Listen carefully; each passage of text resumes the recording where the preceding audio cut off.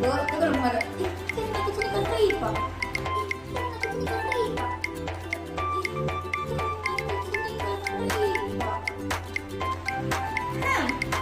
Sebelum kita sama-sama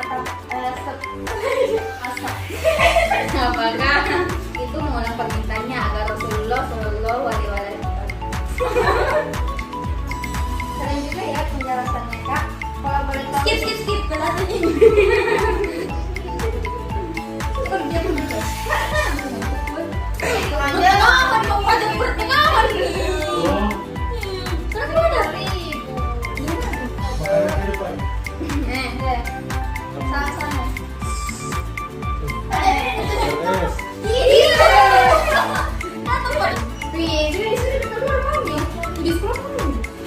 Halo Kak, selamat siang. Dengan siapa di mana?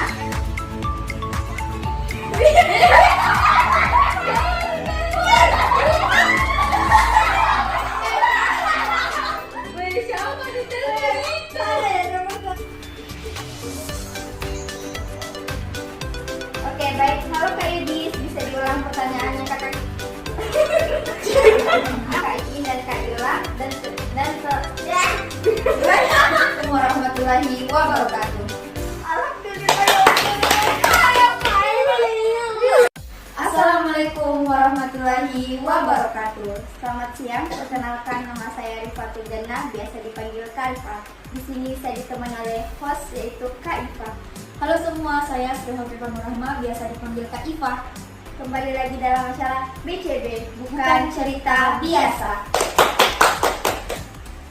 Senang sekali rasanya kami dapat menemani Anda selama beberapa menit ke depan, tentunya dengan tema yang menarik dan narasumber yang berkompeten di bidangnya. Teman-teman, jika kita berbicara mengenai gadap, apa sih yang ada di benak teman-teman? Apakah kata gadap masih asing di pendengaran teman-teman sekalian?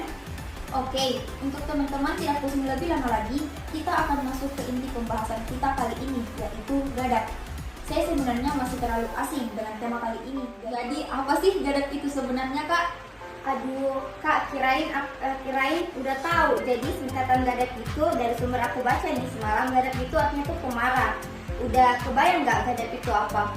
Oh, jadi gadap itu artinya orang yang suka marah ya, Kak? Ya, gadap pemarah itu artinya orang yang suka marah. Sedangkan marah sendiri kan artinya memberontak jiwa dalam menghadapi sesuatu yang tidak disenangi. Atau marah bisa dikatakan luapan hawa nafsu, baik dengan perkataan maupun dengan perbuatan yang nggak terkendalikan. Oh, begitu ya Kak, baru tahu. Gini deh Kak, untuk gak buang-buang waktu lagi teman-teman, di studio kita sudah kedatangan tamu spesial nih, ada Kak Asna dan Kak Iin. Beliau adalah seorang ustazah dan psikolog yang akan membahas tentang gadap, dan Kak Dila yang akan berbagi pengalamannya yang katanya sering merasakan dirinya marah terhadap hampir semua hal dan alhamdulillah dapat keluar dari zona tersebut. Sebelum kita sapa tamu kita hari ini, saya akan memberikan kesempatan kepada teman-teman sahabat BCB yang ingin bertanya mengenai tema yang akan kita bahas hari ini. Dan satu orang penanya yang beruntung akan dijawab langsung di segmen akhir dengan salah satu narasumber kita dengan mengirim SMS ke nomor 3699 dengan hashtag Tanya Gadap Kak. Selamat siang Kak Asna, Kak Iin, Kak Dila. Selamat siang. Gimana kabarnya untuk hari ini? Alhamdulillah baik. Senang rasanya kalian dapat hadir di studio kita hari ini. Sekarang saya ingin bertanya kepada tamu kita yang akan berbagi pengalamannya, yaitu Kak Dila. Gimana Kak Dila kabarnya? Alhamdulillah baik. Bisa diceritakan pengalaman kamu selama menjalani kehidupan selama ini dengan sifat pemarah kamu? Boleh. Halo Kak, selamat siang. Pengalaman saya selama ini sih dalam menjalani kehidupan sehari-hari, alhamdulillah ada baiknya, ada buruknya juga. Tapi overall, semuanya itu baik-baik aja. Cuman awalnya tuh hubungan sosial antara orang luar itu yang istilahnya orang lain jadi terbatas gitu. Soalnya kan saya sebagai seorang yang pemarah, kadang emosinya nggak bisa gitu diaturnya, apalagi pas bercanda tiba-tiba ada aja kata-kata atau tingkah laku gitu yang nggak ngenakin, langsung dah keluar gitu, nggak jelas. Dulu pas jadi pemarah gitu, kakaknya sadar nggak sih sama kebiasaan marah-marah kakak itu dulu? Atau disadarin dulu sama orang baru sadar? Saya sih sadar sama diri saya sendiri, ditegur berkali-kali juga saya sadar gitu, tapi jujurin susah Kak, kayak tetap aja gitu bawaannya pengen marah-marah aja gitu tanpa sebab. Terus tanya aja sama teman-teman saya, tapi alhamdulillahnya lagi dengan sifat saya yang pemarah gini, alhamdulillah masih ada lah orang gitu yang masih mau temenin sama saya, yang bahkan sangat menerima kekurangan saya gini, yang nggak tahu deh kapan keluarnya. Alhamdulillah ya Kak. Terus pernah nggak sih kepikiran buat nutupin diri dari orang luar? Kayak takutnya ada apa gitu yang terjadi sama orang yang kakak temenin bicara, terus kaget nggak bisa dijelasin gitu kalau kekurangan kakak tiba-tiba keluar? Jujur waktu itu pernah capek sama diri sendiri, nggak tahu yang kayak literally capek gitu, yang gara-gara suka marah-marah nggak jelas gitu kan ya. Terus apa ya, kan aku kalau marah-marah itu semua orang yang ada di sekitar aku tuh kena, jadi kayak nggak usah lah interaksi sama orang luar, kayak ke sekolah pergi aja ke sekolah, belajar gitu, pulang ya langsung pulang. Tapi anehnya aku tuh dapat lingkungan yang mau nggak mau harus mau gitu, yang kayak misalnya hari ini kita keluar ke sini semuanya harus ikut, nggak ada yang nggak, kayak hari ini gini jadi semuanya gini. Jadi kayak yang awalnya mau nutupin diri dari orang luar tuh ujung-ujungnya nggak bisa, lepas aja gitu. Apakah keluarga dan orang-orang terdekat tahu kalau kamu suka gitu?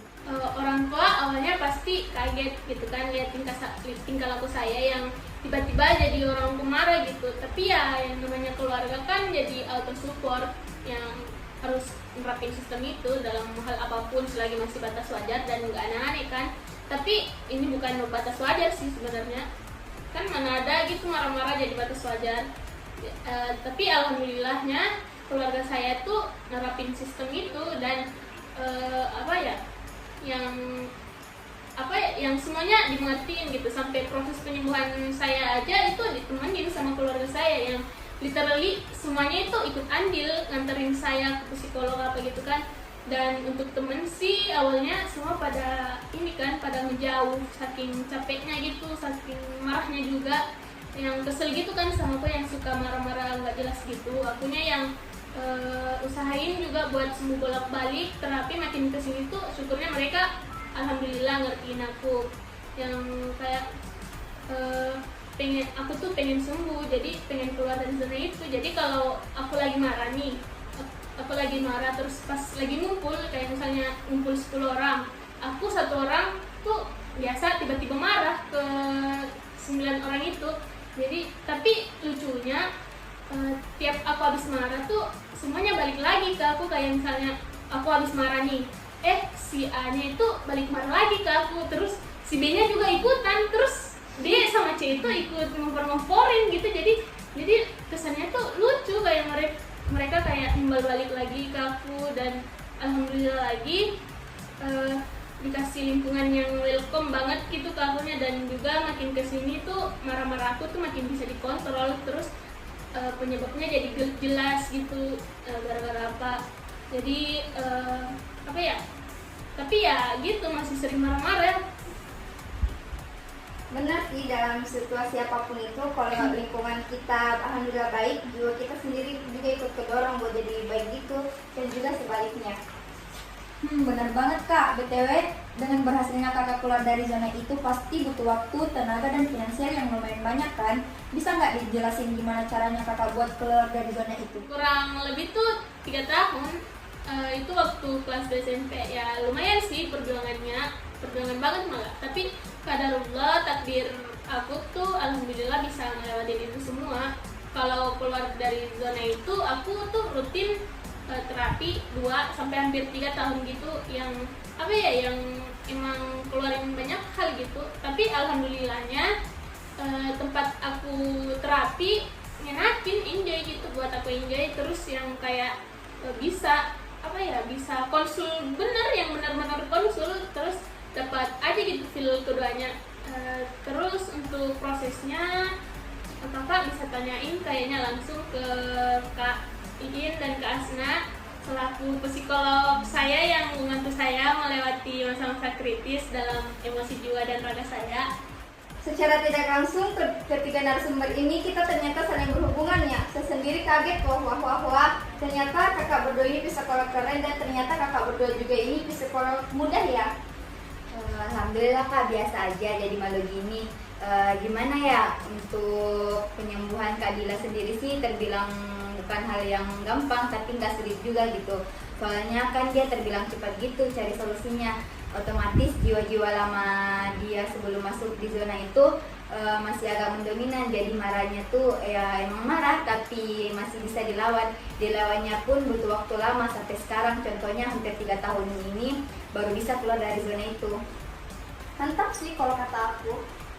BTW Kak, kan tema kali ini kan gadap atau orang pemarah gitu kan. Nah, posisinya kakak di sini sebagai ahli dalam 2 bidang istilahnya. Kakak pasti udah menguasain tema kita hari ini kan. Nah, sekarang aku mau nanya, apa sih gadap itu sebenarnya? Secara harfiah itu kan gadap berarti marah, terus gadap lebih cenderung bersifat negatif gitu kak. Jadi gadap atau marah itu keadaan dimana seorang merasa tidak senang dan panas hati karena suatu sebab seperti dihina dan lainnya. Marah secara umum mengakibatkan terganggu aktualisasi diri dari dalam kehidupan. Marah juga merupakan penyakit jiwa di dalam diri manusia yang menjadi gerbang munculnya keburukan-keburukan lain yang dilarang dalam agama.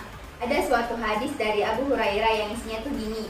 Diriwayatkan dari Abu Hurairah bahwa seorang laki-laki berkata, "Berilah aku pesan." Terus Rasulullah SAW bersabda, "Jangan marah." Laki-laki itu mengulang permintaannya agar Rasulullah SAW memberinya pesan. Namun Rasulullah SAW tetap bersabda, "Jangan marah." Hadis riwayat Bukhari. Jadi marah atau gadap itu merupakan salah satu fitrah manusia yang muncul ketika kebutuhan dan motif mereka terhalangi atau terhambat untuk dipenuhi. Menurut Imam Ghazali, penyakit bara atau gadap disebabkan oleh dominasi unsur api atau panas yang mana unsur tersebut melumpuhkan peran unsur kelembapan atau basa dalam diri manusia, sehingga menyebabkan manusia kurang dapat mengendalikan dirinya sebagaimana telah disabdakan oleh Rasulullah SAW yang artinya, sesungguhnya marah itu bara api yang dapat membakar lambung anak Adam. Ingatlah bahwa sebaik-baik orang adalah orang yang melambatkan menahan amarah dan mempercepat keridaan, dan sejelek-jeleknya orang adalah yang mempercepat amarah dan memperlambat lidah. Hadis riwayat Ahmad dari Abu Sa'id Al-Khudri. Keren juga ya kak penjelasannya. Kalau boleh tahu nih, gadap ini suatu perbuatan negatif kan? Boleh nggak nih kakak jelasin sedikit? Banyak juga nggak apa-apa deh. Tentang nilai negatif dari gadap itu kak. Kalau berdua boleh gantian mungkin jawabnya. Marah itu kan sumber keburukan ya kak. Jika seseorang marah dan tidak berusaha untuk mengendalikan dirinya, maka akan muncul keburukan-keburukan yang dilarang dalam ajaran agama Islam. Seperti pertama, keputusan dan tindakan orang marah tuh pasti cenderung menambah marah. Tindakan orang marah tuh pasti cenderung menahan masalah. Kita tuh nggak boleh mutusin sesuatu ketika dalam keadaan marah, karena sudah pasti keputusan yang diambil tuh nggak bijaksana dan nggak adil. Terus yang kedua, sikap pemarah nimbulin kerusakan antar manusia. Orang yang mudah marah atau pemarah itu sulit mengontrol diri, sehingga semua yang ada di sekitarnya akan menjadi sasaran kemarahannya. Seperti kata Kak Dila tadi, kalau lagi marah semua orang yang ada di dekatnya tuh ikutan kena marah. Terus ketiga, pemarah itu merusak hubungan baik antar manusia, hubungan antar anak dan orang tua, bisa menjadi kacau bila salah satu atau keduanya tidak bisa menahan amarah. Persahabatan menjadi tidak harmonis, bahkan akan bercerai-berai. Mereka tidak dapat mengendalikan amarah. Marah juga dapat menyebabkan kesehatan tubuh loh kak. Yang pertama, apabila kehilangan kontrol, maka dalam beberapa kasus akan menyebabkan tekanan darah tinggi, sehingga dapat menyebabkan sakit kepala yang mendadak dalam jangka panjang. Dapat meningkatkan risiko yang serangan jantung saat marah. Suhu badan kita pun naik sehingga tubuh berkeringat dingin yang akan berdampak pada tekanan darah dan kerja jantung. Terus marah juga menyebabkan berarti ekspresi. Kemarahan tentu membutuhkan dalam prosesnya. Hormon stres akan meningkatkan seakan-akan membuat perasaan bergejolak. Ketika marah, kita mungkin merasa memegang kendali tanpa disadari hal tersebut justru menguras habis energi. Akibatnya produktivitas dalam bekerja pun berkurang karena merasa letih. Terus kemudian menyebabkan sulit tidur. Apabila seseorang sulit tidur dalam kondisi diluputi rasa marah, maka tidur pun tak akan nyenyak. Adapun kekurangan tidur akan menyebabkan pikiran negatif yang akan memicu emosi. Lebih lanjut, insomnia dan masalah tidur lainnya pun akan berdatang seiring dengan perasaan emosi yang berkelanjutan. Dan yang terakhir yaitu menyebabkan depresi. Seorang yang terus-menerus menyimpan rasa amarah dapat berujung pada depresi. Terkadang orang menggunakan amarah untuk melupakan perasaan depresi dan ketidakberdayaan. Amarah bukanlah rasa alamiah yang menyehatkan jasmani ataupun rohani. Karenanya amarah harus dikendalikan untuk menstabilkan kesehatan jasmani dan rohani. Jadi gitu, ternyata banyak banget ya negatif dari gadap, mulai hubungan sosial dengan orang lain antar individu, juga dapat dampak negatifnya sampai kesehatan diri sendiri, banyak banget pula. Iya kak, benar banget. Ternyata marah itu berbahaya buat kesehatan ya. Jadi kita nih sebagai manusia harus pandai-pandai menjaga amarah gitu. Dan jangan menjadikan sifat kebiasaan marah itu sebagai manusiawi. Kalau bisa mah dihindari aja gitu ya kak. Betul banget kak, sebisa mungkin kita tuh harus menghindari kemarahan gitu. Nah, berbicara soal menghindari sifat kemarahan, gimana sih cara menghadapinya kak? Menahan amarah itu kan kak memiliki kedudukan, manfaat, dan banyak keutamaan yang tinggi. Cara meredam amarah itu yang pertama itu dengan beristighfar. Apabila seseorang sedang marah dalam posisi berdiri, maka hendaknya ia duduk. Apabila kemarahan tersebut terjadi ketika sedang duduk, maka hendaknya seseorang tersebut berbaring. Apabila saat berbaring dan kemarahan tersebut belum teredamkan, maka seseorang itu harus membaca istighfar dan berwudu dan melaksanakan sholat 2 rakaat. Dan yang kedua adalah dengan membaca ta'awuz, sebagaimana telah diajarkan Rasulullah SAW, karena amarah selalu disertai dengan bisikan atau tipuan daya dari setan yang akan mengakibatkan manusia tersesat dari perjalanan yang benar. Karena itu Allah Subhanahu wa Ta'ala melalui syariatnya telah melindungi hamba-hambanya dari segala kelicikan dan keburukan dari setan. Allah Subhanahu wa Ta'ala berfirman, dan jika setan menggodamu, maka berlindunglah kepada Allah Subhanahu wa Ta'ala. Sungguh Dia Maha mendengar dan Maha mengetahui. Dan yang ketiga adalah dengan berwudu. Apabila sedang berwudu, maka berwudulah, karena berwudu dengan air yang suci mampu menyucikan semua tindakan kotor seperti kemarahan, sebagaimana sabda Nabi yang artinya, sesungguhnya kemarahan berasal dari setan. Setan diciptakan dari api yang padam dengan air. Karena itu jika salah seorang di antara kalian marah, maka hendaklah ia mengambil air wudhu. Yang keempat yaitu mengubah posisi. Pada saat kita marah dalam keadaan berdiri, maka hendaklah kita duduk. Jika reda, maka hendaklah kita berbaring. Rasulullah SAW bersabda, jika salah seorang di antara kalian marah dan dia dalam keadaan berdiri, maka hendaklah dia duduk. Jika marahnya reda, namun jika marahnya tidak reda juga, maka hendaklah dia berbaring. Dan yang cara kelima adalah dengan menempelkan dahi ke tanah. Rasulullah SAW memberikan pelajaran untuk menempelkan diri ke tanah ketika marah. Tujuannya agar semakin menyadari hakikat dari diri kita yang hina, sehingga bisa menghilangkan kesombongan dan keangkuhan yang ada di dalam diri kita. Yang keenam yaitu adalah cara berdiam diri. Cara ini merupakan obat mujarab untuk meredam amarah. Biasanya orang-orang yang sedang marah suka mengeluarkan kata-kata kotor dan tidak baik.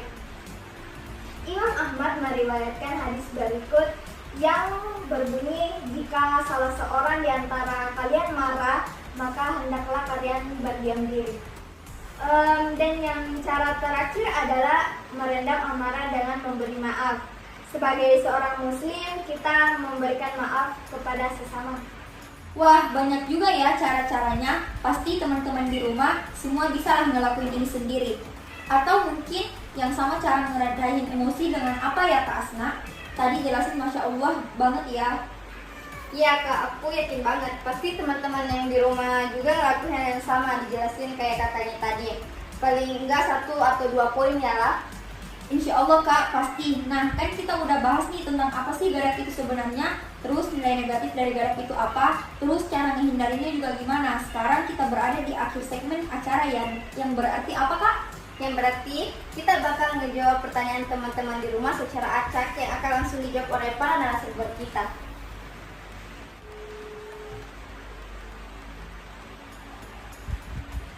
Oke, baiklah, kita sudah tersambung ke penanya di rumah. Halo Kak, dengan siapa di mana?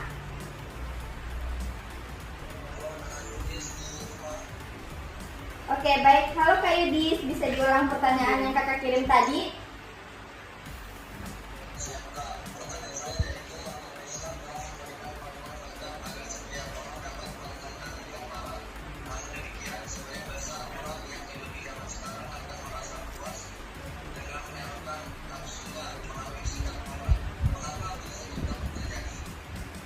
Oke, pertanyaan Kak Yudis, yaitu agama Islam telah memberikan paduan lengkap agar setiap orang dapat mengendalikan marah. Namun demikian, sebagai besar orang yang hidup di zaman sekarang akan merasa puas dengan menyalurkan nafsunya melalui sikap marah. Mengapa hal tersebut dapat terjadi? Silakan dijawab pertanyaannya Kak kepada Kak Asna. Baik Kak, jadi sejalan dengan usianya ya, emosi seorang individu pun akan terus berkembang. Proses pembentukan melewati setiap fase. Perkembangan yang didukung oleh faktor eksternal dan maupun faktor internal. Faktor internal misalnya usia dan lingkungan keluarga. Sedangkan faktor eksternal seperti teman sebaya, lingkungan sekolah, dan masyarakat. Perkembangan emosi seseorang dapat dipengaruhi oleh lingkungan. Pola emosi setiap orang itu berbeda-beda ya, dan memiliki karakteristik masing-masing.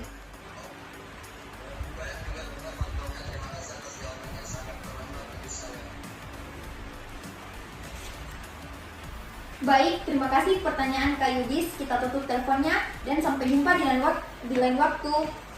Wah, nggak nyangka saking asiknya ternyata kita sudah berada di penghujung acara nih Kak. Iya nih Kak, aku juga nggak sadar. Hehehe. Baik, terima kasih kepada ketiga narasumber kita, yaitu Kak Asna, Kak Iin, dan Kak Dila sudah mau sharing-sharing bersama kita di sini. Dan terima kasih juga kepada pendengar di rumah sudah setia menemani kami berbincang-bincang mengenai tema kali ini, yaitu gadap. Semoga apa yang kita bahas tadi bermanfaat bagi kita semua. Dan kami mewakili semua orang yang ada di sini. Apabila terdapat kesalahan pengucapan kata, mohon dimaafkan sebesar-besarnya. Sampai sini dulu cakap-cakap kita kali ini. Sampai jumpa di lain waktu dan see you. Wassalamualaikum warahmatullahi wabarakatuh. Alhamdulillah ya Allah. Satu, itu kalau mau ada. Ih, kan lagi sini kan ripa. Ih, kan lagi sini kan ripa. Ih, kan lagi sini kan ripa. Sebelum kita sapa-sama asa. Apakah itu mengulang permintaannya agar Rasulullah Shallallahu Alaihi Wasallam? Keren juga ya penjelasannya Kak. Kalau boleh tahu. Skip. Kelatanya ini. Itu kan dia berapa? Ngantuk gue. Itu aja. Mau pajak pertengahan nih. Kenapa ada? 10.000. Dari mana? Makanan di depan. Ya. Sanes. Yes. Datang Pak. Wih, dia disuruh keluar mami. Di sekolah kamu. Halo Kak, selamat mana?